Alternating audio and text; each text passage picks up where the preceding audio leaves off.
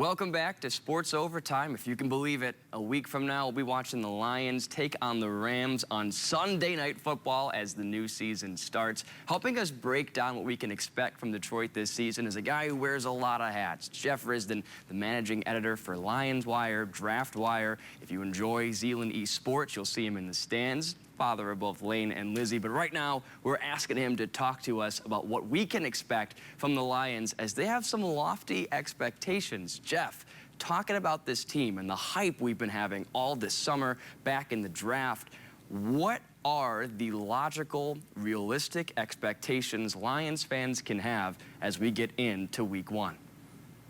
You know, somebody asked Brad Holmes that question last week, and he said, win the Super Bowl. All right.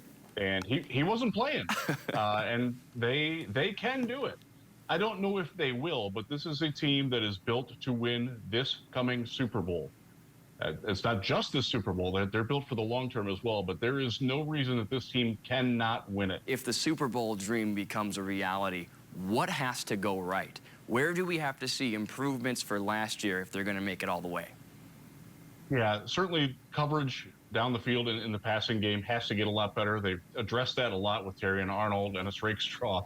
Carlton Davis, Amik Robertson, they moved Brian Branch to safety. The secondary, which was not good last year, has been completely overhauled.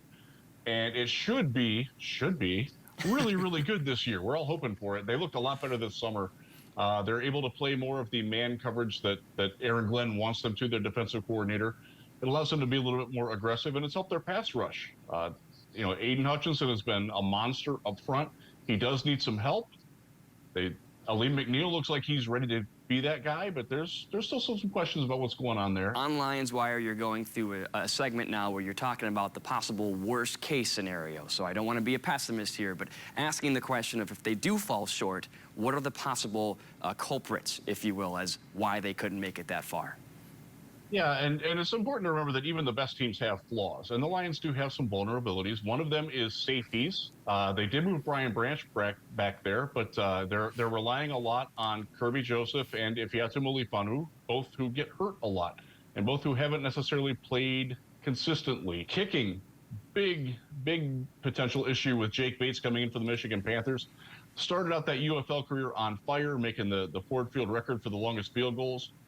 He kind of cooled off at the end of the UFL season, and this summer he's been either really good or really bad, and there's not a lot of middle ground with him. Remember, this is a guy that did not kick extra points or field goals in college. He'd never kicked a field goal until he was in the pros, so it's a pretty big jump for him. Jared Goff's ceiling, from all that you've watched, does he have what it takes to win a Super Bowl? Yeah, he does.